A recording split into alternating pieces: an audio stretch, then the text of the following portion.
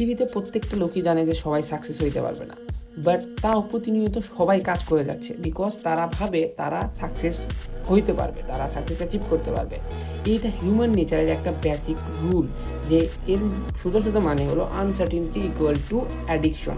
এর মানে হলো আমাদের ব্রেন যখন আমরা কোনো একটা কাজ করি এবং এরপরে জানি না যে পরবর্তী কাজটা কি হবে, পরবর্তীতে আমরা কি রিওয়ার্ড পাবো, তখন আমাদের ব্রেন ওই জিনিসটাকে বারবার করার চেষ্টা করে এবং দেখতে চাই যে আমরা কি পাবো অ্যাজ এ অ্যাডিকশন হিসেবে। যখন আমরা কোনো একটা রিল স্ক্রল করি একের পর এক, তখন আমরা ছোটো ছোটো রিওয়ার্ড পাই, বাট আমরা জানি না যে নেক্সটটা আমাদের কি হবে। সো এইটাকে আমাদের ব্রেন একটা ব্যাড হ্যাবিট হিসেবে, অ্যাডিকশন হিসেবে অ্যাডাপ্ট করে নেয় এবং এই অ্যাডিকশনের পিছনে অনেকে তাদের লাইফ ধ্বংস করে ফেলে।